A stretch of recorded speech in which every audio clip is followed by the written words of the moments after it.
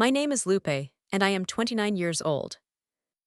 If you had driven down our street in suburban Chicago any fall afternoon, you would have thought we were the model family. Our two-story colonial stood proud behind its manicured lawn, the hedges always trimmed to sharp angles, the porch dressed with tasteful seasonal decor. Pumpkins in October, garland and twinkling white lights in December. My mother, Diana, insisted our home look like something from a lifestyle magazine, and my father, Joseph, was happy to bankroll the image with his corporate attorney salary.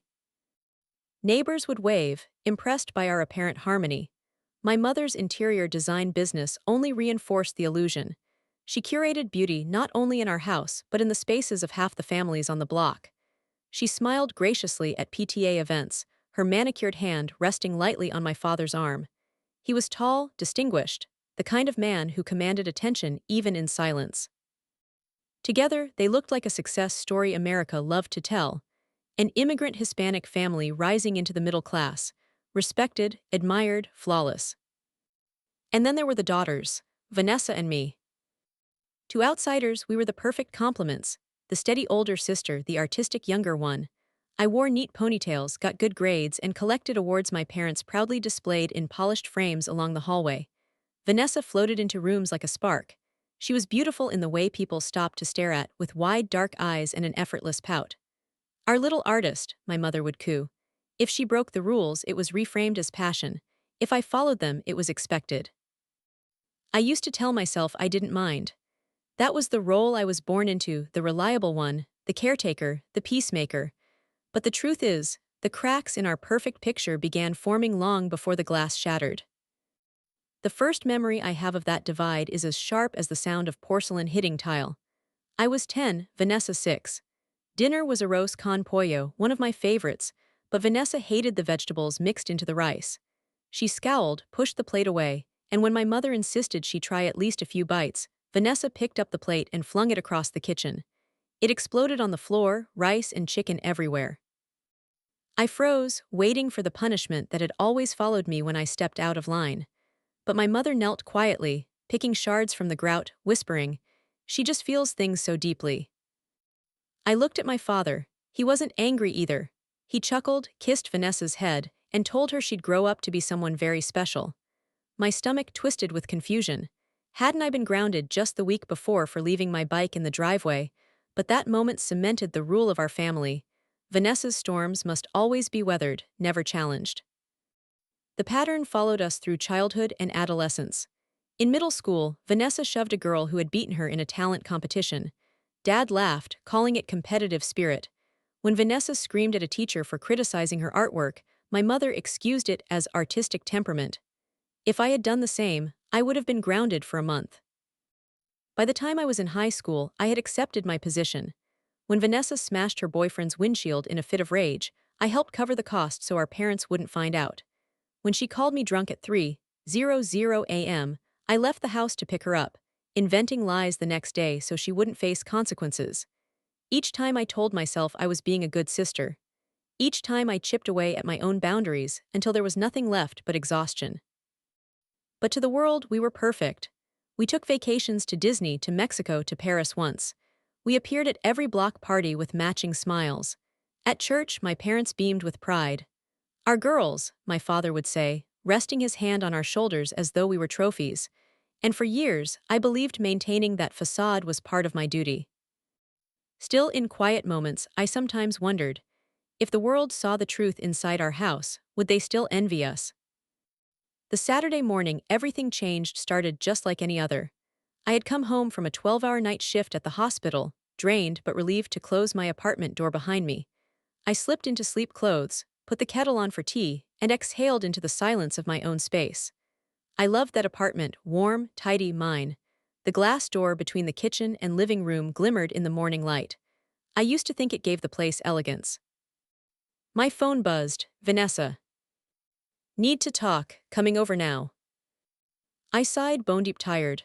"Not now, Van," I texted back, asking her to wait until later. But within minutes came her reply, "This can't wait, be there in 10. 9 minutes later, the bell rang. She stumbled in with smudged mascara, eyes red from crying. The glitter of her sparkly top clashed with the pale morning light. "He broke up with me," she blurted. "That jerk Ethan dumped me in front of everyone last night." I guided her toward the couch, suppressing a yawn. "I'm sorry, do you want tea, breakfast?" "I don't want tea," she kicked her boots off. One slammed into my bookshelf, spilling novels across the floor. "I want you to take my side for once. Tell me he's wrong. Tell me I deserve better." "You do deserve better," I said carefully, stacking fallen books. "But maybe there's something in what he said, about intensity." Her head snapped toward me, eyes narrowing. "What's that supposed to mean?" I hesitated, then decided to risk honesty. "Van, sometimes the way you express anger, it scares people. Breaking things, yelling, getting physical. Maybe it would help to talk to someone. A therapist, maybe." She barked a laugh, sharp and bitter. "You sound just like him.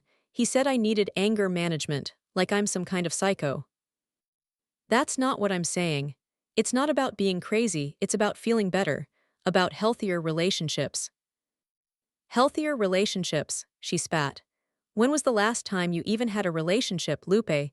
You're so busy judging me you don't even have a life." The words stung because she wasn't entirely wrong. My last relationship had ended months ago, and work consumed most of my time. Still, I steadied myself. "This isn't about me.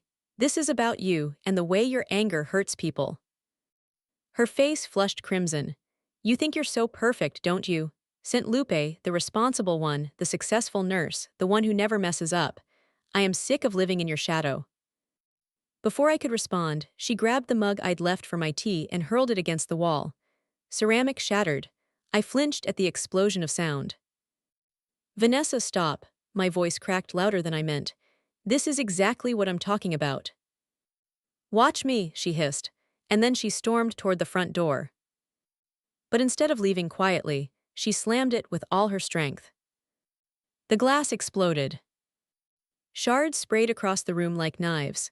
I barely had time to register the sound before a jagged piece struck my temple. Pain ripped through my skull. My knees buckled, my head smashed against the coffee table, and the world went black. The last thing I saw was Vanessa's face in the doorway, horror replacing rage.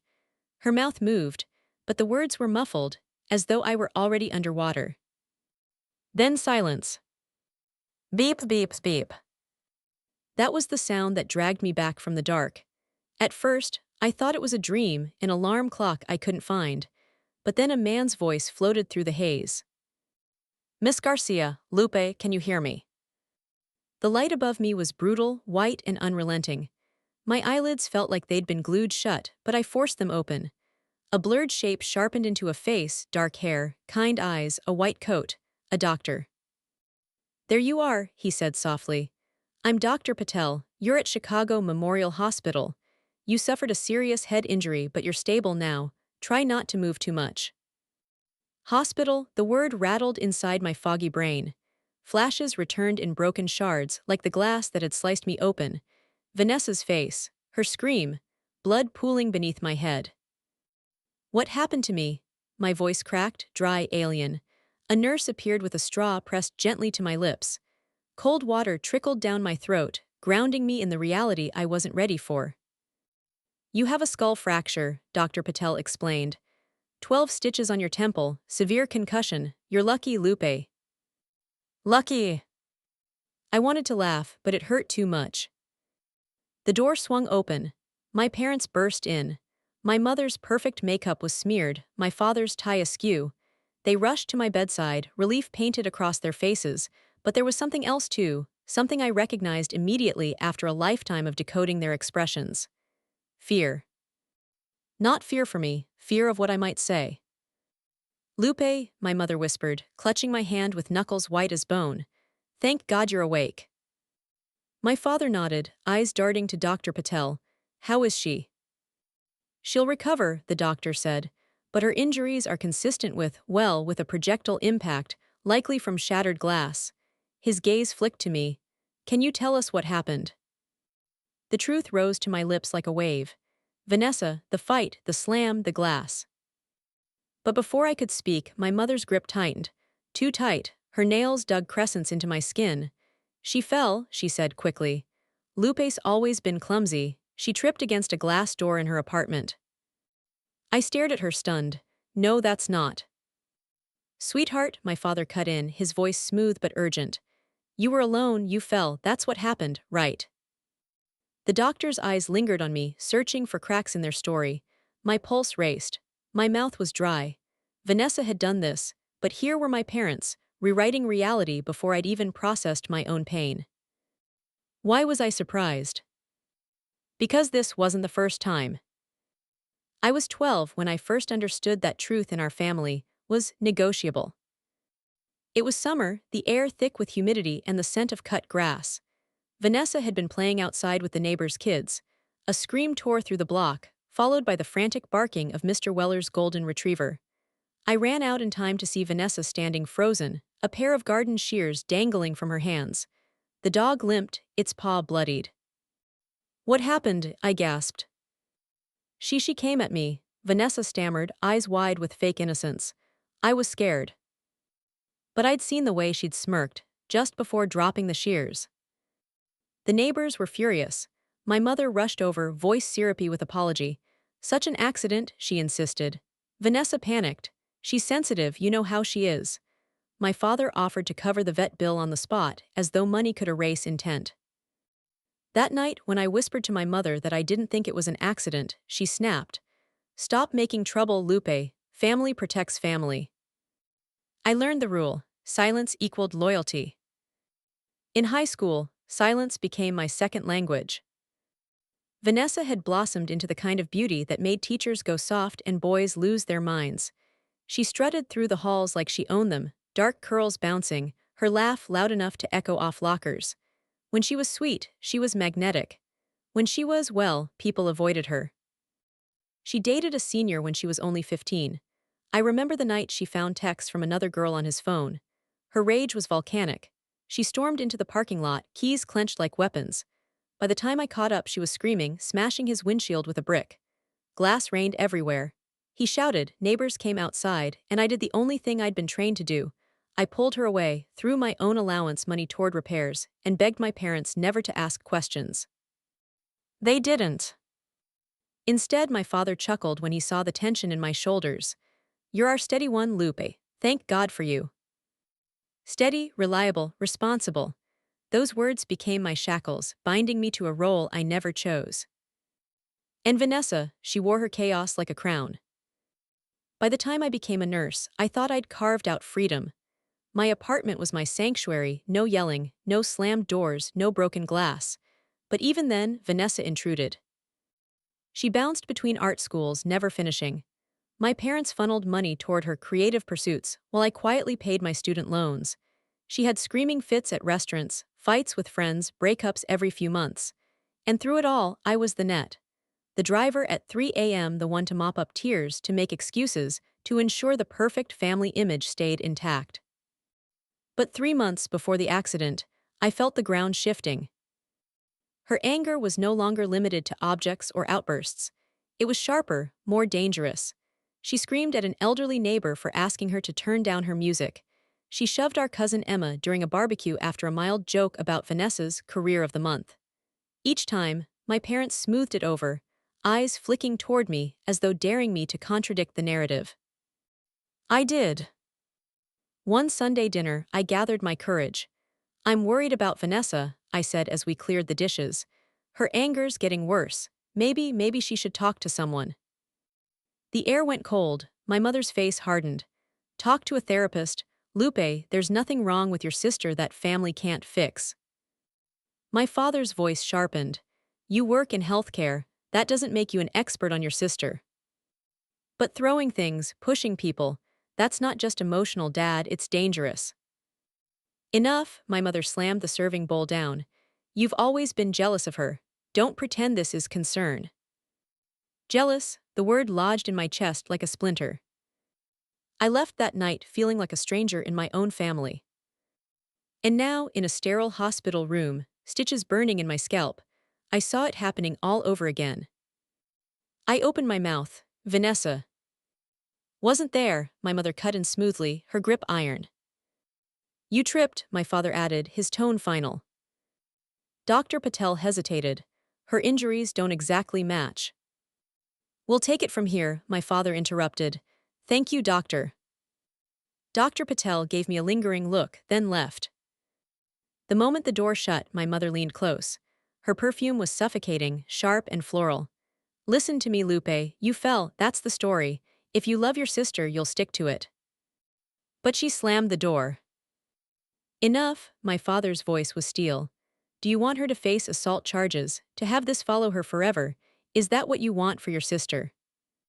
My throat tightened. My head pounded. They weren't asking me to protect Vanessa, they were demanding it. And I realized something chilling. The truth had never mattered in our family, only the story. The next morning, Dr. Patel returned with another doctor and a folder of scans. Lupe, we need to show you something, he said. He turned the laptop toward me. My X-ray glowed on the screen, the fracture like a lightning bolt across bone. This pattern, the neurologist explained, isn't consistent with a simple fall. It shows impact from a high-velocity object, likely a shard of glass. I stared, my breath caught in my chest. The truth wasn't just in my memory anymore. It was in my bones. And for the first time, I wondered, would my family finally face it, or would they bury me under another lie? The X-ray glowed behind me, its jagged fracture lines a silent witness. I couldn't stop staring at it, the evidence of what had really happened. And then the door opened. My parents swept in, like actors arriving mid-scene, their faces painted with relief, their words rehearsed. My mother carried a bouquet, lilies, her favorite, not mine. My father clutched a bag of fruit from a high-end market. There she is, my mother cooed, voice high with forced cheer. Our girl, feeling any better, sweetheart? The room still smelled of antiseptic, and the metallic tang of my own blood beneath the bandages. Their sweetness tasted sour in my mouth. Dr. Patel cleared his throat. Mr. and Mrs. Garcia, we were just reviewing Lupe's scans. My father's smile faltered. Oh, and? The neurologist gestured toward the screen. The fracture pattern doesn't align with a fall against a glass door, as you suggested. This is consistent with a projectile impact, a shard of glass striking her at high velocity. For a moment, silence, the kind that feels like it could snap. Then my mother's lips stretched into a brittle smile. Well, accidents happen. A shard flew when she fell, isn't that what we've been saying? That's not what happened, I said before I could stop myself. My voice trembled, but the words were sharp. Vanessa was here, we argued, she slammed the door, that's how the glass shattered. My mother froze, my father's jaw tightened. Dr. Patel's eyes flicked between us, sensing the shift in air. Lupe, would you like to speak privately? He asked gently. No, my mother snapped. This is a family matter. I wanted to scream, that's exactly the problem. Instead, I stared at the glowing X-ray, the truth etched into bone. Later, after the doctors left, my parents closed in on me like walls. You will not drag this family's name through the mud, my mother hissed, her perfect veneer cracking. Do you understand? I could have died, I whispered. My head throbbed, stitches pulling. Doesn't that matter? Of course it matters, my father said, packing. But she didn't mean it. Vanessa's fragile. If you love her, you'll protect her. Fragile, that word again. I thought of the neighbor's dog limping, of the shattered windshield, of Emma being shoved at the barbecue. Fragile people don't leave trails of broken things and broken people. But in our family, fragility was a shield, and responsibility a chain around my neck. I closed my eyes. I can't keep doing this. When I woke the next morning, Maria was there. Maria, my coworker from the pediatric ward. She sat by my bed with a coffee cup in hand, her dark hair pulled into a messy bun, her scrubs wrinkled from a night shift. She smiled when she saw me stir. Hey, sleepyhead. Her voice was warm, steady, real. What are you doing here? My throat was raw, but relief loosened the words. Word gets around fast at the hospital, she said. I heard about your accident and thought I'd check in. Her eyes softened. But the tension in this room, that's not just an accident, is it? Tears stung my eyes before I could answer. You wouldn't understand. Try me, she said, leaning closer. I've got 3 brothers. If anyone laid a hand on me, they'd burn the world down, and my parents would help them hide the ashes. So trust me, I notice when a family looks off. Her directness cracked something inside me. For the first time, I whispered the truth. About Vanessa, about her rages, about my parents' endless excuses, about the shattered door. Maria didn't interrupt. When I finished, she sat back, eyes sharp with understanding. Lupe, she said quietly, what your family is asking you to do, it's not just wrong, it's dangerous. If she doesn't get help, next time could be worse. I swallowed hard, but if I tell the truth, I'm betraying them. No, she said firmly. Telling the truth isn't betrayal, it's survival. That night I couldn't sleep. The machines hummed, the hallway lights flickered under the door, and my head ached in rhythm with my heart. I kept hearing Maria's words. Survival. And then my phone buzzed on the nightstand. A message from Vanessa. Hope you're enjoying playing the victim. Mom and Dad might believe your innocent act, but I know the truth. You've always been jealous. If you ruin my life with this, I'll make sure everyone knows what kind of sister you really are. My chest tightened, my hands shook. Even after everything, the glass, the blood, the hospital, she still saw herself as the victim, and me as the villain. I showed the text to Maria the next morning. She didn't hesitate. Save it, she said. This is evidence, and you need to tell someone. My stomach nodded. The police. She nodded. This isn't just family drama anymore. It's intimidation. The word hung heavy in the air. Intimidation, legal consequences. Was I ready for that? The following afternoon, Dr. Patel returned with another folder and two new people. A woman in a blazer introduced herself as Megan Torres from Social Services. Beside her stood a uniformed officer. Miss Garcia, the officer said kindly, I'm Officer Rivera. I understand you've shared information that suggests your injuries weren't accidental. Is that correct? My palms went slick. My parents weren't in the room. It was just me, the doctors, and the truth pressing against my ribs like it wanted to escape. I hesitated. If I tell them, there's no going back. Lupe, Megan said softly, we're here to help you, not to hurt your family. But we need the truth to keep you safe. I looked down at my hands, the IV taped to my skin, the faint tremor in my fingers. I thought of the glass, of Vanessa's face twisted in rage, of my parents' iron insistence on silence. And then I thought of the X-ray, my skull cracked like porcelain. Yes, I whispered, my voice shook but the word was solid. My sister slammed the door, that's how the glass shattered, that's how I got hurt. Silence stretched, then Officer Rivera nodded. Thank you for telling us, we'll document this. You're not alone anymore, Lupe. Relief washed through me, sharp and guilty all at once. Because in that moment, I knew I had broken the cardinal rule of our family. I had chosen truth over loyalty. If you had to choose between protecting your family's secrets or protecting yourself, which would you pick? The door slammed against the wall, and suddenly my parents were there, my mother's eyes sharp with fury, my father's face tight with panic. What have you done? My mother hissed, not even waiting for the door to close behind her. The hospital just called us. They said you spoke to the doctors, to the police, that you made allegations against your own sister. Her voice cracked on the word allegations like it was dirt in her mouth. I didn't make allegations, I said, my throat dry, my chest pounding. I told the truth. Vanessa slammed the door, the glass shattered, a piece hit me in the head, that's what happened. My father raked his hands through his thinning hair, packing the small hospital room like a caged animal. Do you have any idea what you've set in motion? Vanessa could face charges, Lupe. Assault. Do you understand what that means for her future? What about my future? I snapped, louder than I intended.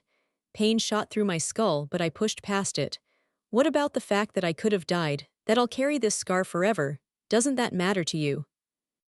For a second, silence. Then my mother's lip curled. Of course it matters, but this could have been handled privately. Instead, you've dragged strangers into our family business. You've betrayed us. Betrayal, that word again. It dug deeper than the stitches in my skin. I laughed bitterly, the sound hoarse. Betrayal. I'm lying in a hospital bed because of my sister's rage, and you still care more about her reputation than my life. My father stopped packing, his face hardening. You know how fragile Vanessa is. She can't control herself sometimes. She didn't mean it. Fragile, I almost choked on it. Fragile people don't put their sisters in the hospital. His eyes narrowed. You've always been stronger than her, you've always been the steady one, we expect more from you. It was the same script, the same excuses, but this time something inside me broke. No, I said, voice shaking but louder now. Not anymore. I won't be your steady one, I won't clean up after her, I won't lie for her, not this time. The room went dead silent. My mother's hand trembled as she set the bouquet of lilies on the counter. The smell was suffocating, sweet and cloying, mixing with the antiseptic until I thought I'd choke. She leaned in close, her whisper sharp as glass. If you loved your family, you'd stay quiet. Family protects family. I stared back at her, my voice flat. Family doesn't protect lies. That night I couldn't rest. The beeping machines were steady, but my thoughts pulsed louder. Every memory replayed like film reels, Vanessa smashing plates, Vanessa screaming at teachers, Vanessa shoving Emma at the barbecue while my parents smoothed it over with a smile. How many times had we buried the truth? How many times had I let it slide in the name of family loyalty? My phone buzzed again. Another message from Vanessa. You think you've won, you think anyone will believe you. I'll make sure everyone knows how jealous you've always been. Don't forget, Lupe, I know your secrets too. I dropped the phone onto the blanket, my chest tightening. It wasn't just rage anymore. It was threat. Maria came the next morning, her presence like a lifeline. I handed her the phone wordlessly. She read the message, her brows knitting. This is intimidation, she said firmly. You need to show this to Officer Rivera. I don't want to destroy her, I whispered. She's my sister. Maria's eyes softened, but her voice stayed steady. Lupe, she already destroyed something. You, the person lying in this hospital bed, is you. When do you start protecting yourself? Her words sank into me like stones into water. 2 days later, I was discharged. My parents had offered no, insisted, I come home with them to recover. The thought of stepping into that polished house, with its manicured lawn and perfect seasonal wreaths, made me sick. Instead, Maria offered her spare bedroom. Stay with me, she said, her tone leaving no room for refusal. My place is 1 floor, no stairs. I'll keep an eye on you between shifts. Gratitude burned behind my eyes.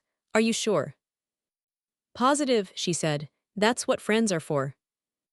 So I left the hospital not with my parents, but with Maria. And for the first time, I felt like I had chosen my own side.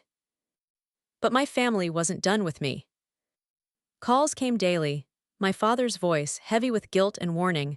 You need to fix this, Lupe. Retract your statement. Tell them you were confused. My mother's voicemails dripped with venom wrapped in sugar. We love you, Mija, but this is tearing the family apart. Think about Vanessa's future. Think about the gallery interview next week. Do you want to ruin that for her? Every message pressed the same bruise. My silence, their survival.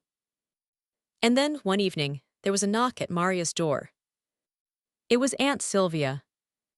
She'd always been the family's ghost, absent from holidays, drifting at the edges of gatherings. She stepped into the apartment now with weary eyes and a hesitance that made my chest ache. I heard what happened, she said softly. Your mother told me her version, but I wanted to hear yours. So I told her, everything, the argument, the slam, the glass, the hospital, my parents' demand for silence, Vanessa's threats. When I finished, Aunt Sylvia nodded slowly, like she'd been expecting it all along. I believe you, she said simply. And you need to know something, Lupe, this isn't new. Her words chilled me. What do you mean? She sank into the couch, her voice heavy. This isn't the first time your parents have covered for Vanessa. When she was little, she threatened a babysitter with scissors. When she was a teenager, she hurt a neighbor's cat. When she was in college, she spread lies about a cousin so vicious she stopped coming to family gatherings. Each time, your parents swept it under the rug. Each time, they said she was fragile, sensitive, special. I sat frozen, my scar burning as though it knew the truth. Why didn't you ever say anything? I tried, she admitted, eyes glistening. But your parents shut me out. I couldn't watch them enable her anymore, so I pulled back. I'm sorry, Lupe, I should have done more. But I want you to know this, you are not crazy, you are not alone. This is a pattern, and it needs to stop. Her words cracked something open inside me. For years, I had carried the weight of silence alone, convinced I was the problem, the jealous sister, the steady one, the shadow. But now I had proof, not just in x-rays but in memory, in testimony. It wasn't just me. It had never just been me. The district attorney's office moved slowly, methodical. They offered Vanessa a diversion program, therapy, anger management, psychological evaluation. If she completed it without incident, charges would be dismissed. When I heard, relief and sadness tangled inside me. I hadn't wanted to ruin her life. I just wanted the cycle to stop. But my parents didn't see it that way. The next time I heard my father's voice, it was quieter, wearier. Your sister started therapy. She's trying. Maybe we all are. It wasn't an apology, but it was the closest he had ever come. Yet my mother's voice was different when she called. Colder, you've betrayed us, she said. You've aired our dirty laundry, I hope you're happy. I hung up without replying, my scar throbbing beneath my fingers. For the first time, I wasn't crushed by her words. I was free of them. The message glowed on my phone screen. Vanessa's therapist requests a family session. Will you attend? I sat frozen, my thumb hovering over the reply button. My head still carried the dull ache of healing, and my scar itched beneath its bandage.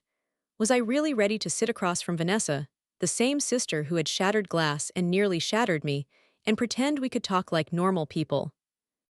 Maria peeked over my shoulder. She'd just gotten home from her shift, her scrubs wrinkled, a tired smile on her face. What's wrong? I handed her the phone. She read the message, her brow furrowing. How do you feel about it? I don't know, I whispered. Part of me wants to say yes, to hear her actually take responsibility, but what if it's just another performance, another manipulation? Maria sank onto the couch beside me. Then you walk out, you don't owe them anything, but maybe it's worth hearing her out. I stared at the screen for a long time, before typing a single word. Yes. The session was scheduled for the following week, in a small office tucked inside a beige medical building. I almost didn't go. Every step from the parking lot to the waiting room felt heavier than the last. The sterile smell of disinfectant mixed with old carpet made my stomach churn. The therapist's office was warm, bookshelves lined with psychology texts, a soft rug on the floor. Vanessa was already there when I arrived. She looked smaller somehow, no makeup, hair pulled into a messy bun, her usually defiant posture deflated. Our parents sat stiffly beside her. My father clasped his hands like he was preparing to make a closing argument. My mother's eyes darted everywhere but me. Thank you all for coming, the therapist said gently. This is a space for honesty. Vanessa has something she'd like to share. Vanessa's hands trembled as she clutched a notebook. When she finally spoke, her voice cracked. I've been diagnosed with intermittent explosive disorder. The words hit the air like stones dropping into water. She swallowed. It explains why I lose control, why I break things, why I hurt people, but it doesn't excuse it. Her eyes lifted, meeting mine for the first time in weeks. Lupe, I'm sorry for what I did to you. Not just the door, not just the glass, but for years of everything. I can't take it back, but I'm trying to change. For a moment, I couldn't breathe. I had expected excuses, denial, maybe even deflection. I hadn't expected this. My father shifted uncomfortably. We've all made mistakes. No, Vanessa cut him off, her voice firmer now. This was me, my fault, not Lupe's, not yours, mine. The room fell silent. I wanted to believe her. God, I wanted to, but trust wasn't something that could be rebuilt in one session. I hear your apology, I said slowly, but words don't erase scars. Her eyes flickered to my temple, where the thin line peeked through my hair. She nodded, tears spilling. I know. The sessions continued over the next month. At first, they were unbearable. My mother refused to let go of her script. She's always been emotional, she said during one session, her tone defensive. That's just who she is. That's denial, the therapist replied calmly. Emotions don't justify violence. My mother bristled, but for once she didn't argue. My father surprised me more. Slowly, he began to admit things I'd never thought I'd hear. We protected her too much, he confessed one afternoon, his voice low. We thought we were shielding her, but maybe we were just feeding the fire. For the first time, I saw regret in his eyes. Not strategy, not control, regret. Still outside the therapist's office, the pressure continued. One evening, as I brewed tea in Maria's kitchen, my phone rang. My mother's number. Against my better judgment, I answered. Lupe, she said, her voice sharp. I hope you're happy. Your sister's reputation is in shambles. The gallery backed out of her interview. People are whispering, do you understand what you've done? I closed my eyes, gripping the counter. I didn't ruin her life, she did that herself. You think you're innocent. You think you haven't enjoyed this. Her tone dripped with accusation. Admit it, you've always been jealous. The old wound split open again, the same word that had followed me all my life. Jealous. The bitter label they'd branded me with whenever I dared to speak truth. But this time, I didn't swallow it. No, I said quietly but firmly. I'm not jealous, I'm exhausted, and I refuse to carry your lies anymore. I hung up before she could respond. Maria found me shaking, tears spilling down my cheeks. She wrapped her arms around me, steady as stone. You're doing the right thing, she whispered. 2 weeks later, Officer Rivera called with an update. The DA's office is offering Vanessa a diversion program, he explained. Anger management, therapy, a year of good behavior. If she completes it, the charges will be dismissed. I sat in silence, the weight of his words pressing down. Does that feel fair to you? He asked gently. I thought about it. About prison bars, about punishment, about cycles of rage that never ended. I don't want to destroy her, I whispered. I just want her to change. Then this may be the best path, he said. When I hung up, I realized my hands weren't trembling. Life began to creep back into normal rhythm. I returned to work part-time. The pediatric ward smelled of disinfectant and crayons, children's laughter echoing through the halls. It was exhausting, but healing too. At night, I still traced the scar on my temple in the mirror, a thin white reminder of everything that had broken. But it no longer felt like shame. It felt like survival. One evening, Aunt Sylvia came over with takeout.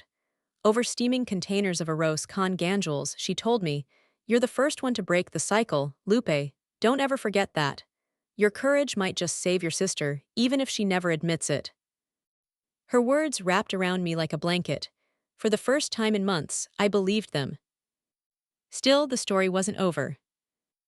During our fourth family session, the therapist asked us to reflect on what we had learned. I've learned that protecting someone from consequences isn't protection at all, Vanessa said, her voice steady. It's prison, and I don't want to live like that anymore. My father nodded slowly. I've learned that appearances mean nothing if they're built on silence. I thought keeping the peace was love, but maybe love is harder than that. Even my mother, reluctant as ever, whispered, I'm still learning. I don't want to lose my daughters, but I don't know how to let go of the old ways yet. When it was my turn, I took a deep breath. I've learned that speaking the truth isn't betrayal, it's the only way to heal. For the first time, the silence that followed didn't feel suffocating. It felt like possibility. The text glowed on my screen. Can we have coffee, just us? No therapist, no parents, just sisters. I stared at it for a long time, my thumb hovering above the keyboard. For weeks, I'd been surrounded by mediators, doctors, therapists, even police. Now Vanessa wanted me alone, without walls, without witnesses. Maria noticed my silence. What's wrong? She asked, drying a mug at the kitchen sink. I handed her the phone. Her brow furrowed. And what do you want to do? I don't know, I whispered. My scar throbbed faintly, as if reminding me of everything she'd already done.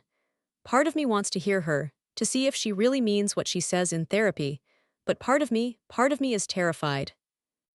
Maria placed the mug down, her hand firm on my shoulder. Then here's the rule, you go if you want, but you set the terms, a public place, somewhere safe, and you leave the second you feel uncomfortable. I nodded, she was right. So the next day, I typed a single reply. Okay, tomorrow, 2 p.m. at Café Luna. Café Luna was a small corner shop near the hospital, filled with the hum of espresso machines and the sweet smell of cinnamon scones. When I arrived, Vanessa was already there, sitting at a window table. Her posture was uncharacteristically still, her hands wrapped around a cup of coffee that had gone cold. When she looked up, her eyes were red-rimmed, but her gaze didn't hold the usual fire. It held something softer. Hey, she said. Hey, I slid into the chair across from her, my chest tight. For a long moment, we just sat in silence, the clatter of cups and the murmur of strangers filling the gap between us. Finally, she spoke. I don't know how to start this without sounding like a cliché, but I'm sorry, again, for everything. I studied her face. The Vanessa I knew was always dramatic, larger than life, quick to lash out. This Vanessa looked stripped bare. I don't know if I believe you yet, I admitted. Her lips pressed together.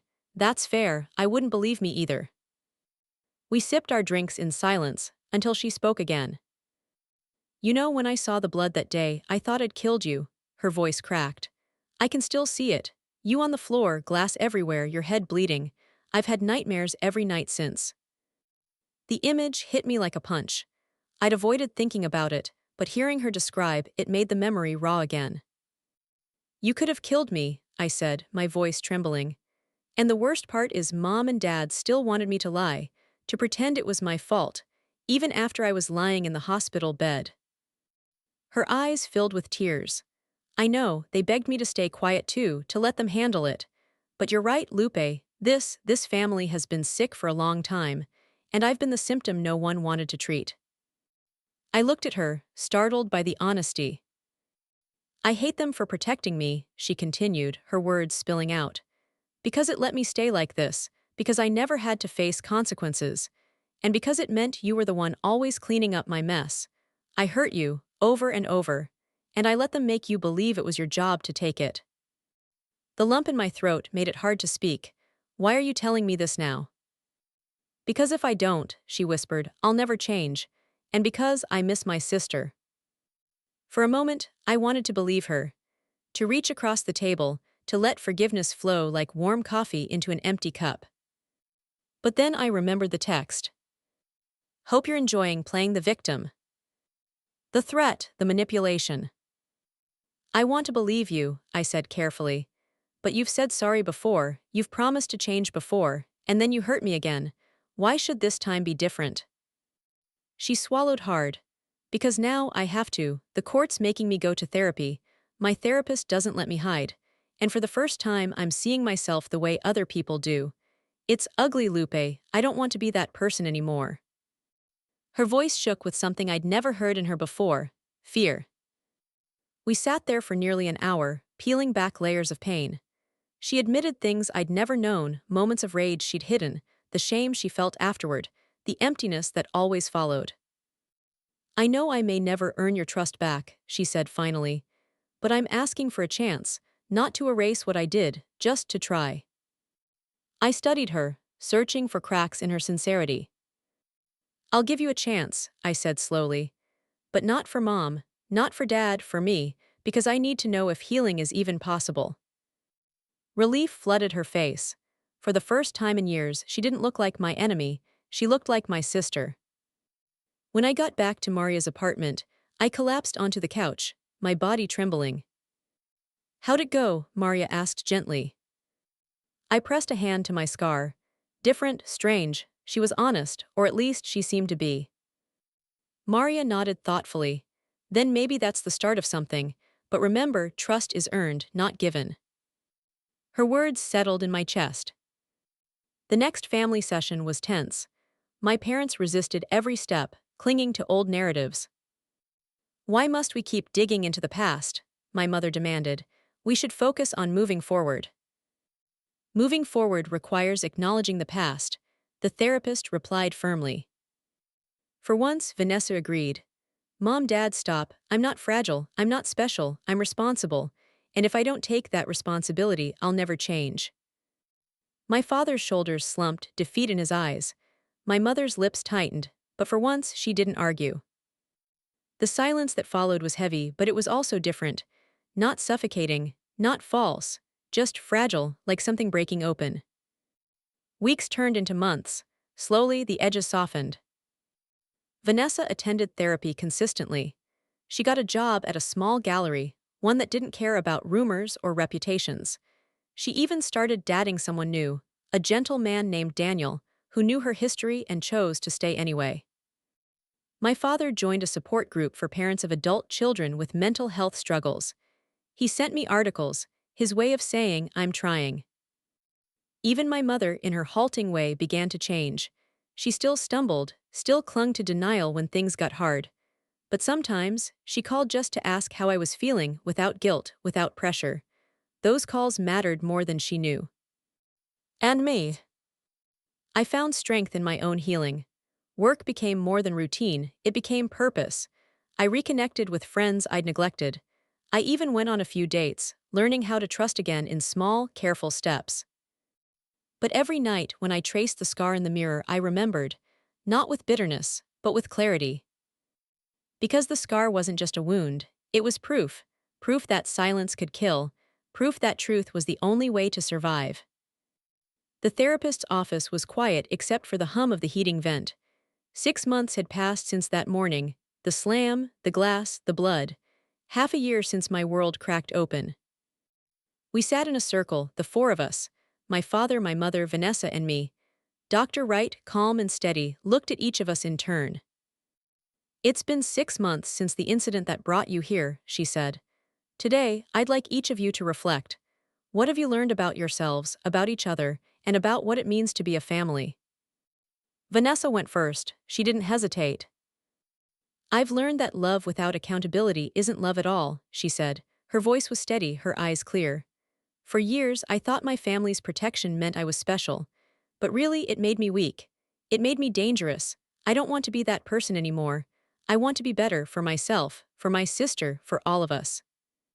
She glanced at me. I nodded, the scar at my temple tingling faintly, a reminder of both pain and survival. My father spoke next, his voice low, almost ashamed. "I've learned that appearances mean nothing if they hide the truth. I spent so much of my life protecting our image, the perfect family, the American dream, that I lost sight of the reality inside these walls. And that reality was broken.